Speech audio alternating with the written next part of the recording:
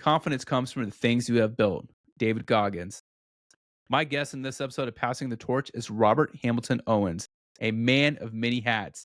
He's done a lot: mountain climbing, radio and TV personality, keynote speaker, minister, Ironman, philanthropist, triathlete, special ops pararescue man, and father of 5, to name a few.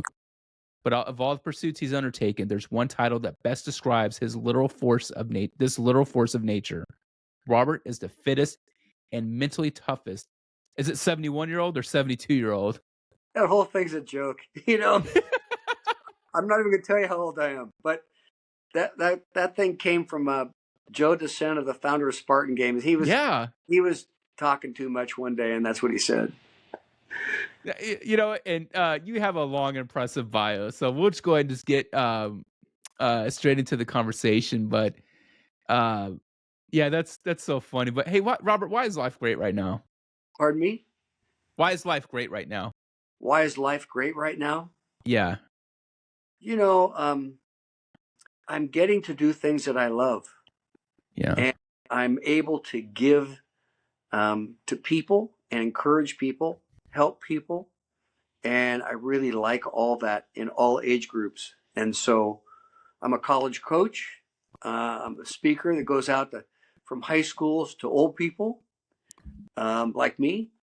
I get to go talk to folks, answer questions, tell all the mistakes I ever made in life. And they want to know how I do the things I've done. And it's just fun, encouraging folks. No, we've been trying to schedule this podcast for a couple months because I know you've been busy and you live on the West Coast and I'm on the East Coast with the time difference and your days are quite busy. We were talking before recording.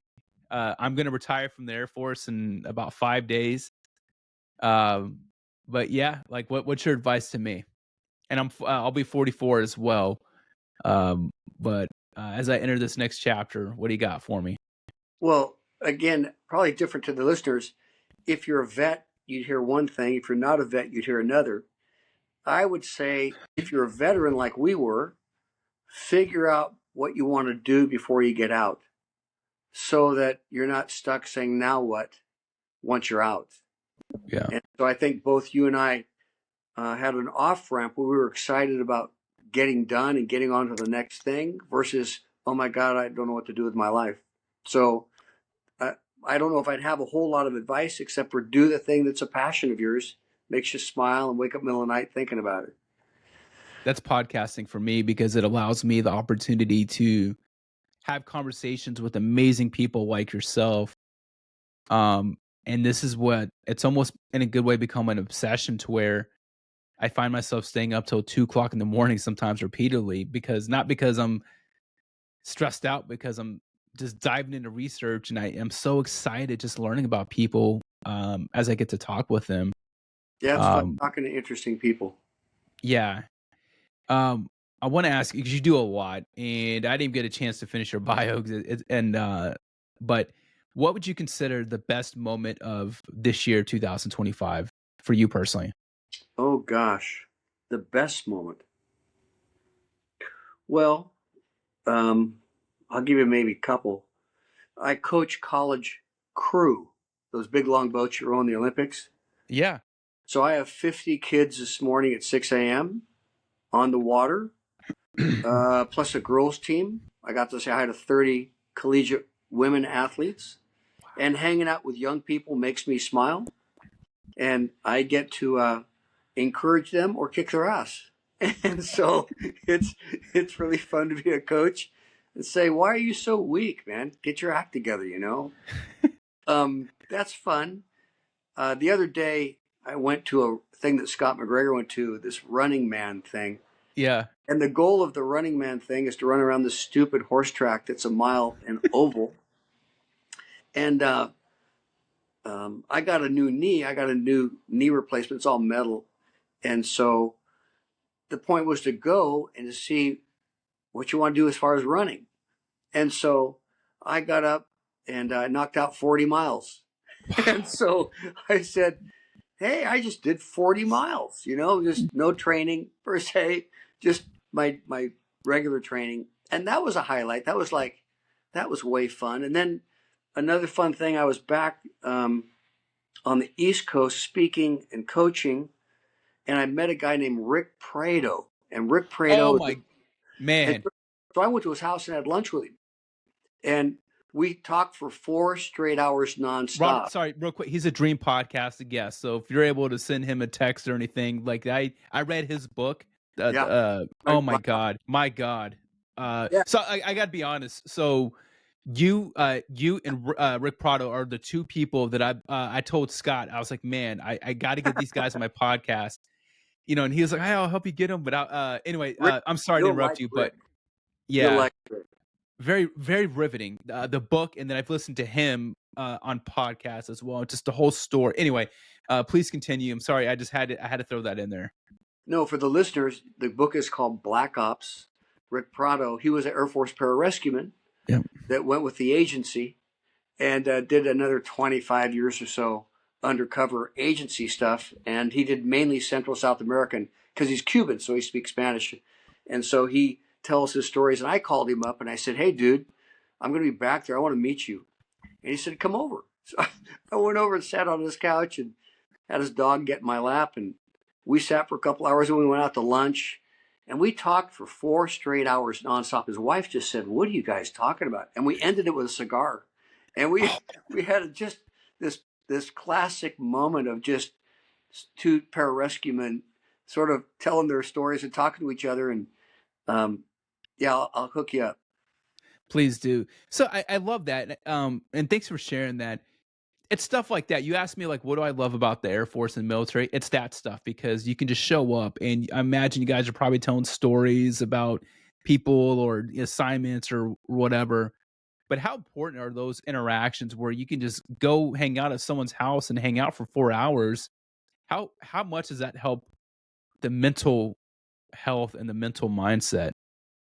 It's a little different for us because we're older. So we don't need a whole lot of mental mindset. we have our mindset. We've grown it over 40 years. And you either have one or you don't. You have to work on it. So it's like the young guys. They ask these questions about, what do you think and how'd you do that, this and that. And when you're old, you just sort of go, hey, dude, you'll figure it out.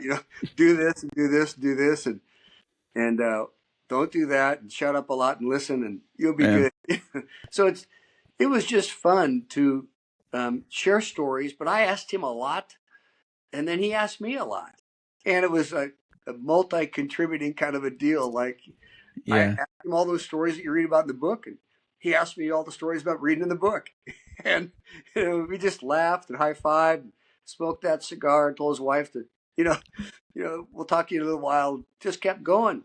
And it was a fun time to just pull up at somebody's house and just spend all afternoon just shoot the breeze. That's amazing. I love that. So what do you think now, reflecting back, what do you think, what has made you the person you are today? I have to say, it's others believing in me. I was not your gifted athlete. I was not your stud. I was not your most likely to succeed. I was the guy in high school that asked girls out and they said no. Yeah. I was um, I was your average kind of guy, but I had a number of people who said to me, "Hey, Robert, you're smart. Hey, Robert, you're gifted." And I didn't believe that. I had a lot of snakes in my head. You may know my story. I was in an orphanage, Yeah. and a disabled kid, and I got adopted and given a name at about 3 months old, and then I didn't learn to run unaided till I was like in sixth grade when I took these boots off and my legs got straight, blah blah blah, and I had a lot of snakes in my head, so um, I had a lot of poor self-worth and limiting beliefs. And no matter what people said to me, "Hey, Robert, you're a good kid, you're smart," my head said to me um, the words that I heard, "Don't you know you're a mistake?" Mm. And so between being called, "Hey, you're a mistake, dude," in third grade, to my mom being sick and dying, and then they resurrected stuff. And then I got sexually abused twice in 7th and 8th grade, older boys. Uh, and then I started drinking heavy, I started drinking heavy in 8th grade.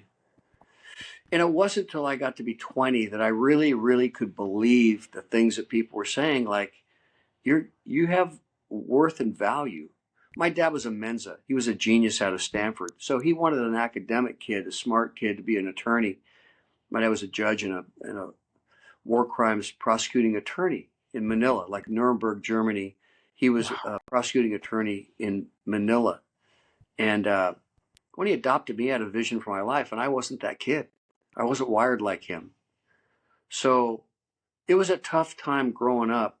And he did the best he could do to love me Yeah. and affirm me, but we were on different pages. But my mom was a jock out of UCLA.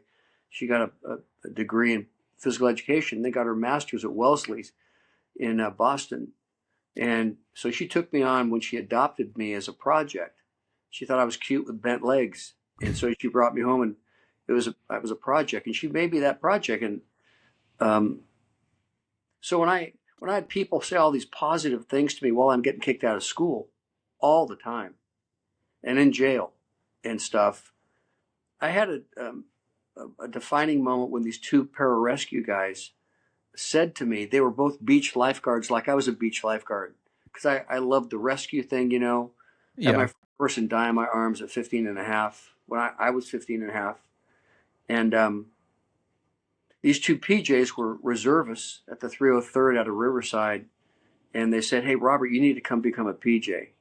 And I'd already dodged the draft. I dodged Vietnam.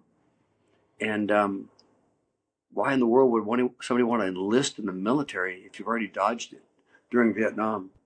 Anyway, they said to me, "You're blowing it, dude. Um, there is so much fun that we're having that you're missing out. If you want to rock and roll, you need to come be a PJ." And Yeah. only thing military about our job is our haircut. And we just go, everybody salutes us, and everybody says, "You're the bomb. You're the Heisman Trophy winner every day, wherever you go." And I said, "Okay, I'll reconsider." but but they said to me, you have special ops in you. And Yeah. everything in me said, "No, I don't." And they said, "You have real talent, and you just have a screwed up brain. You don't think right." And I made a decision that day to say to them, "I don't have faith in me, but I have faith in your faith in me. That if you see something in me that I don't see, I'm going to choose to believe what you say and see in me more than my reality that I'm living." And that was a switch. I had to make that decision to get out of being a victim and get out of the force and buy in and say, "Okay, then shape me to be a PJ." And I submitted. And of course, they worked me out and stuff. And we graduated 10 when I went in 150 plus. We graduated 10, and I ended up being team leader of the 10 for the pipeline. And people said, you're a leader, you're a stud, you're this and that." And I said, "I don't have a worldview of any of that. I'm just trying to survive and keep my eyes down, not get the sergeant to kick my butt. And so it was a world change for me to step into this other world, which it was hard for me to really believe it was really me. And that was when my life turned around. So uh, the Air Force changed my life and saved me in many ways. It's where I grew up. Man, there's a lot to unpack there. Thank you so much for opening up just about the things that happened to you when you were a kid, from 3 months old to to being a young teenager. I want to ask you because I have done a lot of research. I've read the book. Um, You have? how did yeah I'm sorry. no so I I was having the conversation with when Scott McGregor was on my podcast because I was asking him things and he was like, "How did you know that? No one's ever asked me that before." And for each guest, I feel like that's one of the things where I stand out is the amount of research that I put into each Good for you. guest. Good for And you. I think part of it, I didn't realize it until someone pointed out to me recently that my it's and I feel like I'm really good at research. Makes sense that I'm an intelligence analyst for the military, Makes sense. Hmm. right? It's like, oh, that kind of it all goes ties in together. But I wanted to ask you because I was really interested. Just you were adopted by a California judge. Um, how did being adopted and navigating life as a special needs child influence your sense of identity and resilience? It didn't do anything. It just crushed me. Yeah, I could never live up to his expectations. He thought sports was a waste of time. He asked me all the time, why am I swimming playing water polo? Why am I getting straight A's? And so, screwed up people do amazing things. And so whether it's Steven Spielberg and his history on making movies, in his background, yeah, but there's a lot of people that when they're really tweaked, when they rebound, they sort of OD. And so I went from not being able to do anything, to running one of the first Ironmans, being an original Ironman. Why? Because they said it's impossible. I said, yeah, bring it. And so, you know, sometimes we're not balanced. Once you get through being broken, when you rebound, you just say, I'm going to show the world, that I'm not that disabled loser kid that you didn't want to have be on your baseball team and your football team, the way yeah, I pick him, that kind of stuff. yeah, yeah. So it took a while to grow into normalcy from swinging the pendulum over here to over here. But once I felt like, I didn't have any mental resiliency growing up. I didn't have anything. I just had my life sure seems to be weird. And I don't know why this stuff's happening to me. And, you know, I'm just trying to survive and go to college 4 times and quit before I went in the military. So, it was a long journey to get whole. Like even go referencing the story you just told a few minutes ago about the two pararescue men that you met, the lifeguards. And you said that you didn't believe in yourself, but they believed in you. But now at this point in your life, with everything you've accomplished, how's your view changed? Why do you think now that self-respect is so important? I had 5 kids, and I said the greatest thing I can give my kids is confidence. Because if a kid believes that he can't, he won't even try. But Yeah. if a kid believes that he can, at least he'll try. And there's so many kids that don't even try to compete at life. They have snakes in their head, and they just don't think that they have the ability to do math, science, sports, speaking, whatever it is, and they just back out. And so the reason I like coaching kids so much is I get to believe in them. And that I don't know if they have had anybody prior to me saying the things that I'm saying to them. And so hopefully they've heard it. And I'm just adding to them saying, I'm going to believe this time. So I love working with young people, but I've seen 50-year-old guys flip the switch and change too. They finally get it together and say, okay, I'm gonna change and grow. And I say, great, you can do it. Let me encourage you and blah blah blah. So it's an interesting thing when you change and flip the switch and stop being a victim and choose to be humble and coachable and teachable and say, okay, I'm going to submit to a coach or friends or mentors, whatever. I'm going to let you build in my life and change me. Yeah. So how would you define? Because like to me that ties into self-worth. How do you define self-worth at various age stages in life? Well, everyone listening to me knows that you're different in your teens than you are in your 20s. Yeah. And your 20s, you get to that, then you're different again in your 30s because life's different. Your different responsibilities, different issues in your 30s. Maybe you're starting to be married and have kids. And then your 40s are different. And then your 50s are different than your 40s, 60s. Now I'm in my 70s. And I Yeah. look back and I go, each decade was like reshuffling the deck. It's like, wow, I thought I knew something. And then all of a sudden, no marriage to marriage, or no kids to kids, or, job to job, or whatever it is. You just, whoa, this thing is, I'm trying to just keep up. And then you look back and you say, each one of those decades had some key moments key decisions, key situations that either make or break people. And I look at life sort of that way.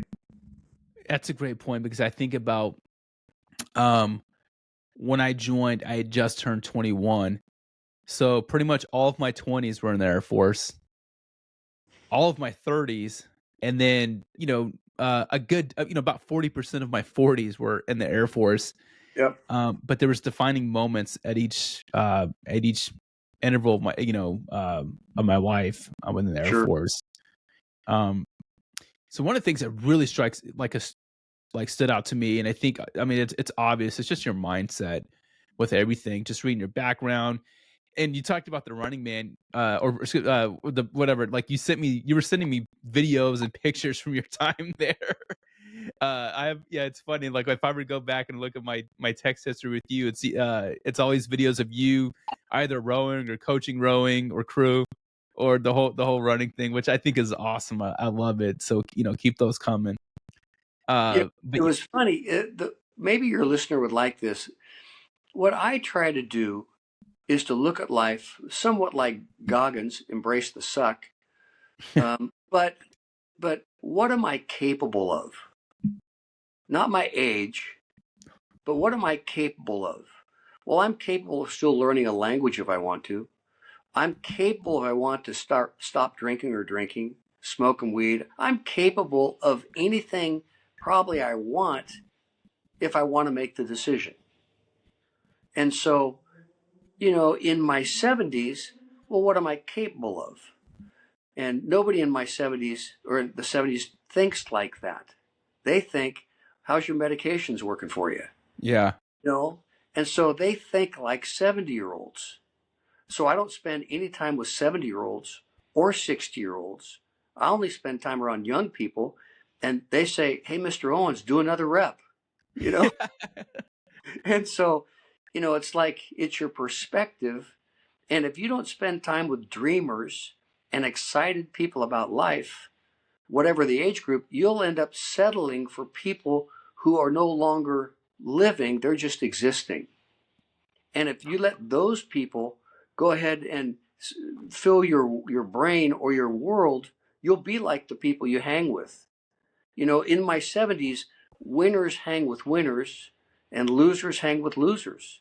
And excuse minded people find excuse minded people to help them with their excuses. So, knowing all that, it isn't a matter of age. I can check in or check out at any age I choose. And it's my decision what I'm going to do and what kind of excuse I'm going to have or, blah. So, what am I capable of? Well, I wonder if I can go out and run 52 miles. I got to 40 and said, I can't. I'm cooked. These legs don't work much anymore. But at least I got more than most of the 20-year-olds out there. And yeah. so it was, 40 is okay, I guess, Robert. 40 miles is okay. It's a respectable number. No, it's incredible. I mean, it's yeah, to your point. I mean, there's 20-year-olds who aren't doing that. So so I hope that the listener gets that, we all have these decisions and we all have excuses. And it's up to you to choose to want to be excuse living, or I'm going to press the envelope and see if I can get my marriage be better, or change jobs, or raise these kids, or whatever it is. What am I capable of? yeah, I'm gonna clip that up. That's gonna be an excellent like 1 minute clip when I post it to social media sometime this week. But yeah, and that's the point. That's where I want to be at this next stage of my life. Is um I want to because I feel like I'm a dreamer, and there's been so many times when I tell people like, "Hey, I have this thought or I have this dream," and it's people are like, "That's crazy" or "That's outrageous." And to me, like that's what dreams should be. It shouldn't be like, "Oh, they can do that tomorrow." Like it should be something that's so out of your league that you have to work towards, but then you do, right? And it's um I I think even if you fail to achieve that dream, if you're striving for it, you'll level up as a person because you're striving. It's like you have a purpose. You're trying to be better. Um, You mentioned mindset. Um, I made a decision years ago to not spend time with any negative people. And that didn't mean I didn't say hi to them or it wasn't, nice to see you in the hall. But I made a decision that I was only going to spend time with, you would say, dreamers. I was only going to spend time with positive people who were still living big dreams and excited about life. And it gets on you. If you spend time with them, you'll find that you'll want to think like that too. And so, like with me, I have a group of extreme friends. So when I'm running the 777, 7 marathons, 7 days, 7 continents, there's these pretty wild guys, you know. And one of the guys go, "Owens, you like that?" And I go, "Yeah, that was out of the box." He said, "Oh no." I mean, "Oh no." He goes, "You ought to row across the Atlantic." I said, "Row a boat across the Atlantic? That's stupid." He said, "Oh no, dude, that's way wild. You ought to do it." And so that thing gets in my head, and all of a sudden I'm rowing a boat across the Atlantic. But see, if I don't hang out with those guys, I'm going to say, "What's on TV tonight?" You know, Yeah. if I don't find my group that thinks big and fun, exciting, then I'll just come up with mediocre things that mediocre people think. And I'm not trying to Yeah. prove anything. I'm just having fun. I, I said to this guy the other day, I said, "Why don't you get it together?" He said, "Like what?" I said, and I put on YouTube of the 90 and above 100-yard dash guys. And they had 8 guys across the lane, over 90 years old, running the 100, and the crowd goes nuts. Introducing in lane 1, the 90-year-old guy goes like this, In lane 2, guy with a beard, gray hair, he's like this. Some guys look like they hardly walk. And they get down in the blocks, and this guy's looking at this thing. I said, "Check this out." And he goes, "I can't believe it." And I said, "Oh, no.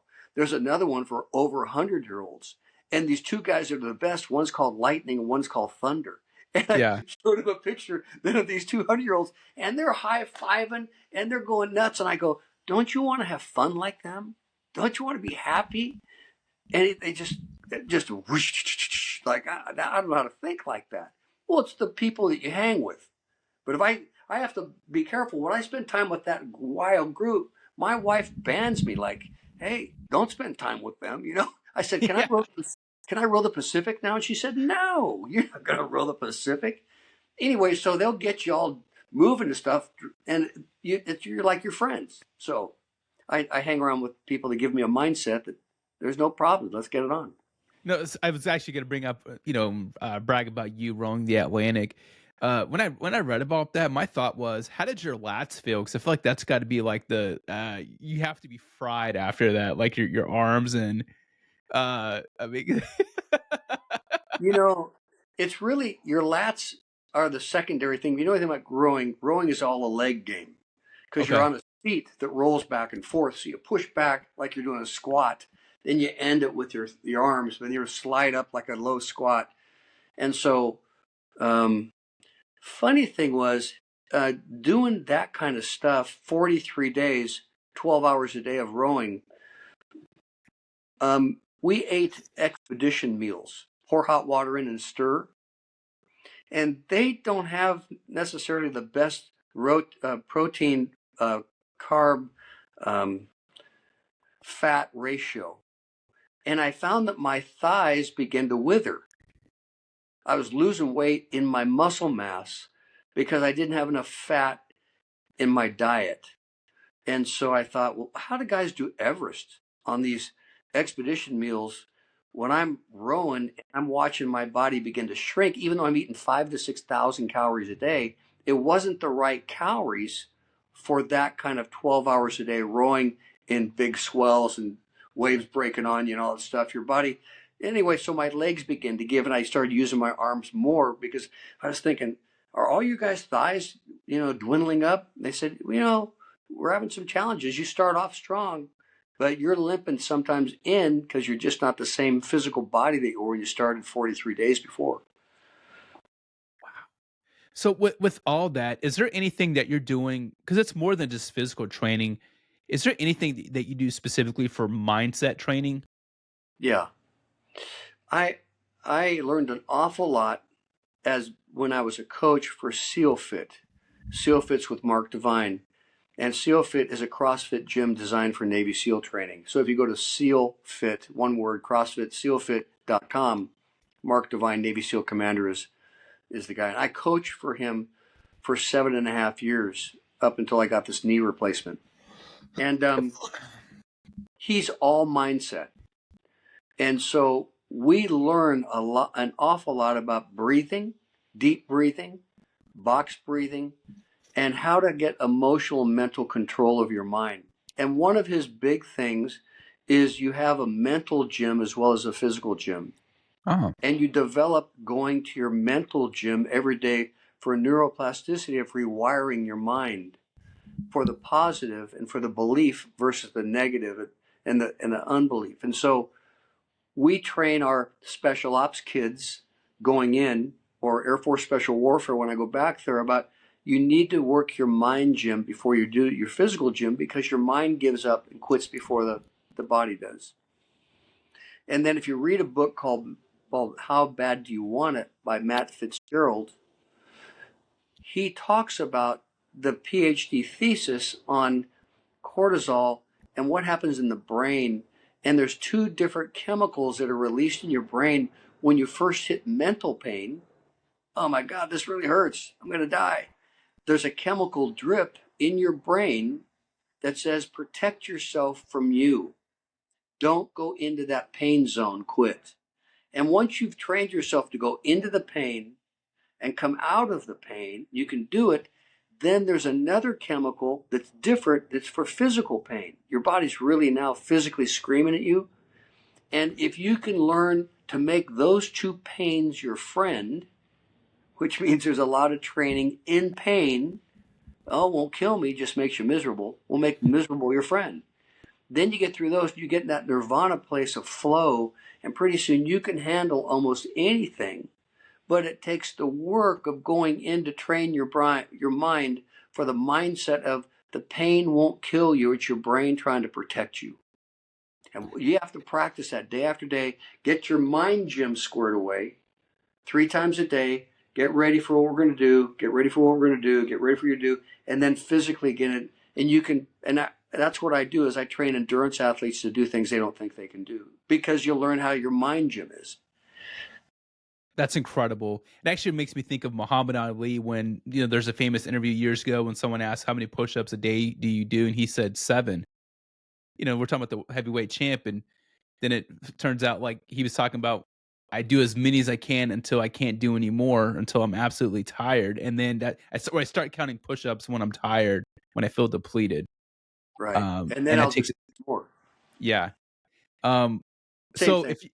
yeah, exactly. And I love that, everything you just said. So what advice, if someone came up to you, let's say a younger person, and asked them, if you had to give advice to someone, what advice would you give to someone who keeps measuring success only by external milestones and feeling? Those come and go. It's nice to get a attaboy. It's nice to do something studly. It's nice to, to do something that's challenging you and you get through it. But there's always, well, what next? What next? And how many of those am I doing, and for what reason am I doing those? Yeah. But what you learn is it's not the external that makes it, it's the journey to get there. And the maturity of life is in the journey of suffering. And that's a Stoic thing, that it's in your suffering that you grow. And when you're comfortable, you don't grow. So when you move in that place of suffering, mentally, physically, emotionally, whatever it is, that's where you learn about you, and strength can begin to come into your life if you don't let it crush you and don't let it define you. There's a scripture, New Testament scripture, it's Romans 5:3. It says that suffering is supposed to produce perseverance. Suffering does not always produce perseverance. It produces quitting. But the purpose of suffering is to not get you to quit. It's to teach you about you, and you can do more than you think you can. And the second part of that scripture is suffering produces perseverance, hopefully, and perseverance then teaches you character. It's a wild thought. Where do you get character? You get it after you've suffered a while and you've endured. And so the scripture says, Romans 5:3, suffering produces perseverance, perseverance, character, and character, hope. Why? Because you've made it through the suffering, you've learned it, it's developed a character in you that you can handle things, marriage, finances, kids, athletic events, whatever the stress is, and you have hope that if you've made it through this kind of stuff, probably you can make it through other kind of things. But Yeah. most people quit in the suffering. I don't want it. It's too hard, hurts. That's right. That's why we do it to you. So you Yeah. can gain confidence that you can do more than you think you can.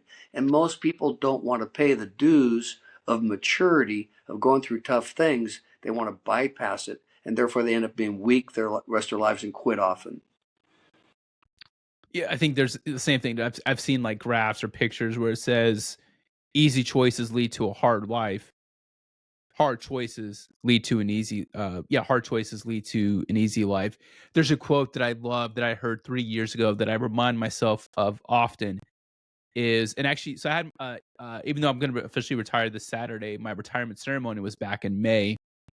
When I was giving my speech, I said there was a quote that I used from a friend, and it said, "We don't grow despite the storms; we grow because of the storms." That's right. Yeah, and even though I had a lot of storms in my career, I wouldn't change it because, again, we talked about it's where I'm at now. Yep. Um, And your listeners, they get a choice of hearing us talk about that. And in the 20s, 30s, 40s, 50s, wherever they are, and they get a choice of saying, I need to step into getting a mentor to show me how to do that, or am I coachable, or just staying with their excuses the rest of their life and blaming others and stuff. And you go, no, you just didn't go through the suffering process of figuring it out, doing it the right way. And we all have that at every decade. so I guess like if I were to ask you like what are unteachable lessons you believe people have to experience firsthand, would it be just everything you just talked about, or would there be something else that you would answer with? Say that again. What are unteachable lessons you believe Un- people Unteachable. yeah, unteachable lessons you believe people have to experience firsthand? Um, I don't know that there is an unteachable lesson. I know that every single thing, every single day is either a choice to learn or a choice to say, it's just bothering me. Yeah. So whether it's finances, it's relationships, it's your next door neighbor, it's your car breaking down, everything is a teacher if you let it be a teacher. So I don't have unteachable moments or unteachable things. If that's, I hear you correctly. I'm trying to learn every day from everything from stubbing my toe to how to get out of bed in the morning at 4:30 when I don't feel like it. All those things are teachable moments for me that help me grow up and mature, hopefully. So That makes you're sense? it does, and actually it makes me want to ask, it leads me to ask, what are less obvious reasons you have achieved all your success? Because we see you talk about the mindset. Um, we see certain things like articles about you or all the podcasts that you've been on, so it's easy to kind of hear about the more common reasons. But again, like what are less obvious reasons you have achieved all your success? Um, I think the old adage, 10,000 hours for the violinist is what it takes. And I think consistency in the little things every day are the biggest teachers in life. Because when Nike says just do it, well, the reason that's the number one marketing slogan of all time is because it's nobody can just do it. It's the hardest thing in the world to do it every single day, Yeah. rain or, in a good spot with your wife, in a bad spot with your wife, your kids, the finances. Just do what you know is right every single day. And the consistency builds tenacity and confidence in your life. I've been doing what I'm doing now for 50 years. I've either been having somebody train me, special ops, or me training special ops for 52 years. And people say, how do you know what you know? Well, if you did something for 52 years, you'd know it too. But most people give it a hot year or two or three or four, and then they bail and go to do something else. But when you find something that you're happy with, that gives you joy, and you can become, I wasn't good when I started. People say, you're the maximum, Spartan games, you're the fittest, mentally toughest in the world. I don't know. All I know is that I got a lot of years suffering. And when other guys are quitting, I have a way of not quitting because I've Yeah. been on that edge before, and just, dude, breathe and take a walk. You'll figure it out. Don't emotionally implode. And I got 50 years of practice, which makes me an expert. But it wasn't because I was smart. I just stayed in the game. And how many people stay in the game of life consistently in certain areas for a long, long time? And not many do. It's the thing with podcasts. I think there's like at least 4 million registered podcasts in the world, but of that, only 400,000 are actually active. Active meaning they've done an episode in the past month. Usually people quit after episode 3. And That's a then, lot of yeah, it is a lot of work. Uh, but it's just, um, yeah, I love the mindset just with everything that you said. And this is great advice. That's the other thing with the podcast too. This is a mentorship curriculum for me. I talk to people. So people, I had a guest on last Thursday who asked me the same question, like, who's your audience? What's the intent? And so people, like, sometimes the audience, just me. This is my own personal leadership and mentorship curriculum where yeah. I'm getting free coaching, from amazing people where I feel like I'm continuing to level up in life and small things, right? Just day by day. You're really smart in that, you keep asking these questions, you still hang around these kind of folks, and you'll be the one that'll grow the most, even though you're trying to provide it for others. It cannot not affect you. And so to the listener, you don't have to have a podcast, but you've got to keep the same drip system going in your brain all the time if you want to progress, because you'll hear it in your 30s. It won't be the same as in your 40s. It won't be the same, you hear it again, but you're in a different space in your 50s, and you hear the same truth again in your 60s, but you're in a whole nother world that applies differently. So staying where you hear that stuff all the time can keep people from fouling out, quitting, and losing hope. So but let me, I'll give you a story. Sure. When I did my first Ironman, I'm one of the original Ironmen. And as soon as I got out of the Air Force, I read Sports Illustrated and I saw this thing that was the impossible thing. Anyway, when I went to Honolulu, I never train in humid environments. I'm always in a dry, Southern California, we don't have the humidity of Florida or Hawaii. So I go over there and I pass out. It's a hot day. It's 85 with 80% humidity. And I'm cooked. I'm in shape. My body just freaks. So I'm laying there, and this guy pours these bottles of Gatorade in my mouth, and I get back up and I finish the race, doing really well. I go from 54th place when I'm passed out to back to 39th place. And I go, hey, the race is still going. They go, no, it's over. You're done. I go, no, I'm just getting back in the game. Well, I didn't know that if you put water on the sponge will open up again, and you have a sponge. It works, but when it's all dead, you can't do anything with it. So I get down to Cozumel, and I do 6 Cozumels. I've done 12 Ironmans. So I do 6 Cozumels because I like the vacation afterwards. Yeah, yeah. My wife likes it. So you can do Ironman if we go back for a week in Mexico. So I get out there in that humidity again, and wouldn't you know it, I pass out. Now, I've trained really good, but I haven't trained that good for the humidity thing.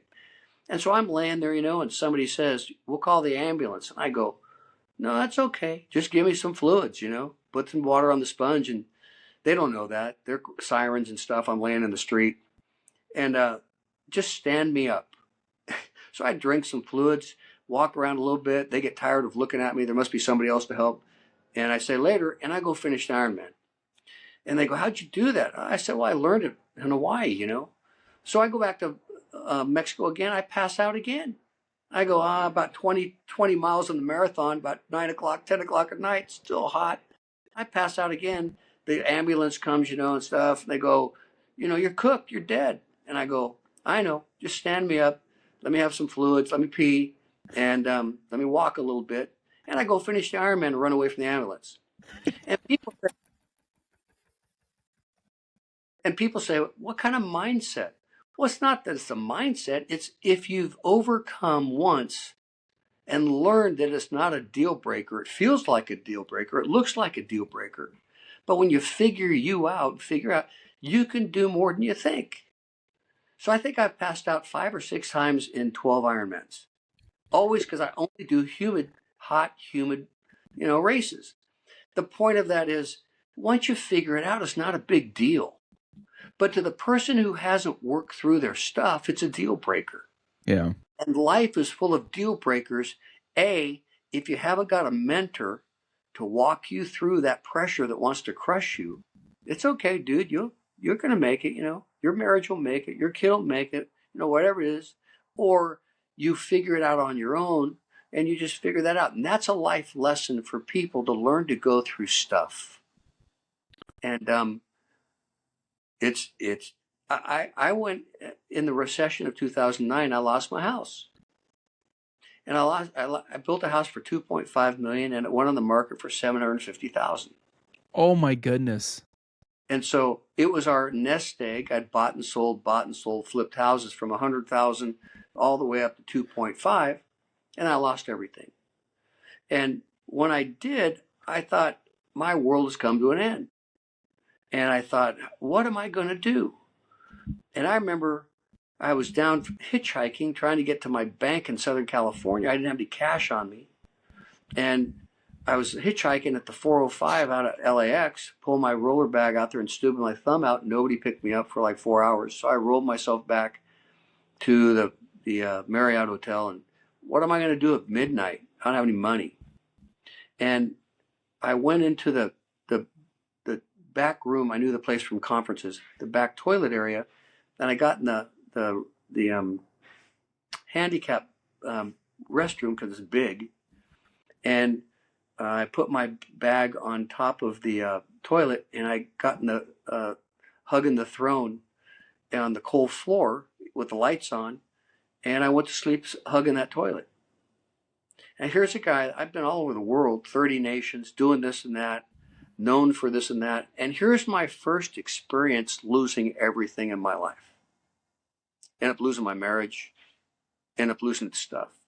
And I'm laying on that floor, hugging that throne in the light with the music going, thinking, this is nuts. This will be a great story if you survive it. And I thought, okay, I guess I'm going to survive it. So the next morning, I called for a super shuttle, and the guy said, okay, it'll be so much money to get me down to my parents' house. And the guy says, I have money. I said, I don't have any money. But if you get me down there, I'll take you to a bank and it'll let me in and I'll get some cash. And I went home and survived that. You're talking to me today and I sound like I have it all together. I'm a good guy. I'm telling you that life has its moments when you want to say, I don't know if I can do this.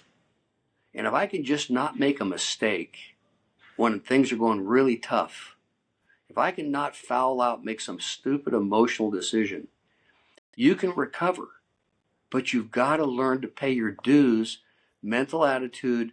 This is only a season. You can get through this, maybe in a year or two, but don't do something stupid now. And I say that to all your listeners because you see me now and, hey, Robert, everything's going good, right? It wasn't always like that. Life can be hard. Life can be just brutal. But if you learn with you, say the mindset of, I can figure this out, just give me time, don't foul out, don't do something stupid, you'll resurrect later on down in life and go, wow, that was a trip. Hope I don't have to do that again. But there's things in life that'll get your attention. And I want to encourage everybody listening that life can be really hard. But it doesn't mean you have to foul out. It doesn't mean you have to quit. But you got to hang around the right people to help talk to you while you're in that place to walk you through that season of life. So I want to encourage everybody out there, suffer a little bit. It's supposed to help you grow into perseverance, not quitting. And it's easy to quit. And I've wanted to quit many a time until I learned how to survive and keep going. Huh. Robert, that's an incredible story. I've listened to you on a lot of podcasts. I personally don't recall hearing that story before. I don't I've know how never often. told So say that again. I've never told it before. Man, that's an incredible story. Thank you for sharing that exclusive. Sure. Um, I lots of stories I've never told. my goodness. Um, hey, just kind of wrapping up the last couple questions. My kids are getting hungry. I can hear them starting to whine, but Good. it's good. Uh, these are miscellaneous questions. There's no rhyme or reason. Just meant some fun questions. Um, which historical figure do you most identify with? Historical. You know, the guy that I follow a lot is Tom Brady. And I Oh, follow him because, at 43, he wondered if he was still in the game. And all the writers were saying he'll never make it to 45, he's too old. And his guy called me and said, "Hey, will you do the Tom Brady podcast? He wants to know what it's like to be old and be a senior athlete since you're 25 years older than him." And so I've always I've always thought, go Brady, don't retire, don't do it, don't cave in. And I identify with him a lot. And there's some pastors that I know that I've identified with over my life. I appreciate. No, that's I forgot about the Tom Brady thing. That's you know so many people, and that's why it's awesome to have you on. Another question is, what is something people would be surprised to learn about you? Um,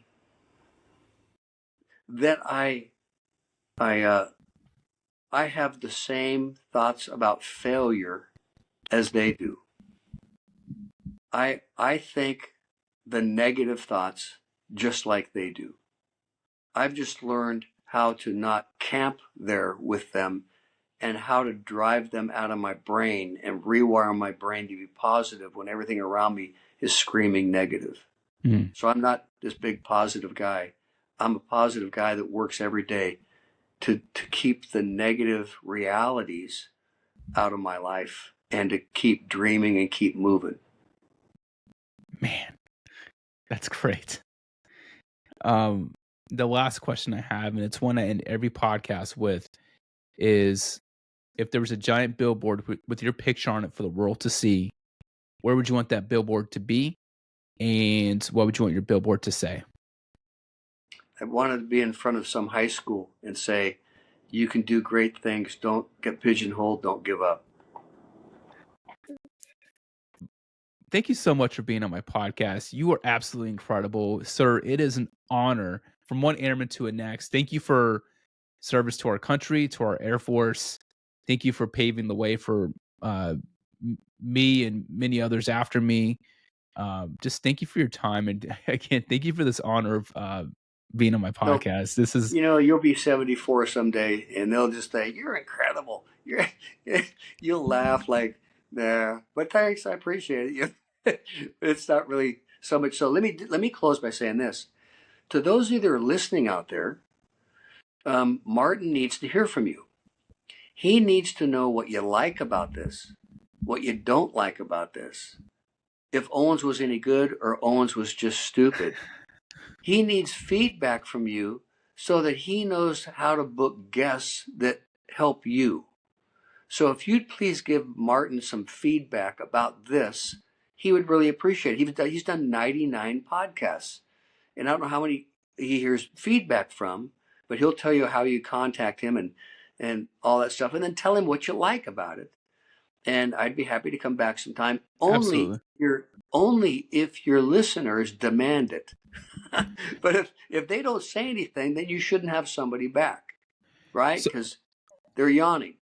no, they're not yawning, and like so I can tell you, I had a Word document with about 15 bullet points, topics to discuss with you. We only got to 4, so we could have another 2-hour conversation. And there's so many other things that I could pull the thread on, whether on those topics or even from this conversation that we had today. I would love to do another episode with you, but I would want to do it in person. Um, Hopefully I'll be out, maybe if I'm ever on the West Coast, that would be, I think, on like in person, if you're up for that. Sure, Um, yeah, and there's sure. that I think to take this was great. Everything you said today was amazing. that would take it to the next level. I Here's, do want to go ahead. here's a couple of things also. Um, if your listeners want to contact me, I get phone calls, emails, WhatsApp from all over the world saying, "Will you talk to me about this?" And I go, "Yeah, what do you want to talk about?" Anyway, if you want to contact me, first, my website is roberthamiltonowens.com. If you want to read the book, I would say don't read it. But if you want to read the book, I would say go listen to it. So I narrated the book, which was way more fun than writing it. I wrote that whole stupid book on my iPhone with my thumbs. I don't know how to write a book, so I just would pull over the side of the road and type some stuff up, and then type some stuff up, and type some stuff with my thumbs. Anyway, when I narrated it, it was way more fun, and guys listened to it in their truck, and guys listen to it with their kids, and they turn it off and say, "What do you think about what he just said?" And they have father-son, father-daughter conversation. So I'd rather, you can do what you want. Go to my website. You can find my book not on Audible, but at my website. And thirdly, if you would like advice, I do coaching. So I do all kinds of coaching. From guys fly me in and say, "I need a 12-hour workout." And I say, "All right, you want a 12-hour workout, dude? We'll have a 12-hour workout." Or I coach them on life issues, on how to do endurance things, stuff like that. And I say that because I have so much fun listening to these guys who call me. And I say, "What do you want to do?" And they go, "This," and I go, "That's stupid. Why do you want to do that?" And then we Yeah. talk. And then, are they ready? Are they prepared? Most guys don't prepare correctly for what they want to do. So if guys want to talk, be coached, I'm happy to help them out. And I'm gonna link all this. I'm gonna have I already have it, your website and resources like linked in my show notes, and I always post that for my guests so people know how to contact. Um, what can I do for you? How can I best serve you? Oh, gosh. Just let me know if there's guys out there that want to be encouraged or guys that want to be coached. And I just have more fun having these phone calls with guys saying, "You want to do what?" Yeah. And it's always a mindset, lifestyle issue thing before they can do that big dream. So I help them do the things that they don't think they can do. Robert, again, this has been an incredible experience for me. So just Well, good. yeah, thank you for this is gonna be another like cliff note or footnote or whatever in my life story, like the podcast with Robert Hamilton Owens. We'll probably get one negative comment, I imagine, because you asked for feedback. It'll be we won't know the full name. It'll be S. McGregor from Connecticut. It'll be worst podcast ever. Who are these clowns? Who, you know, I don't want anything to do with them. Anonymous, right? So yeah. Yeah, sure, of course. Always anonymous. Well, I wish you well. Keep up the good work, and we can do another one anytime. And to all the listeners out there, you'll be like the people you hang with. So change your friends and change your future.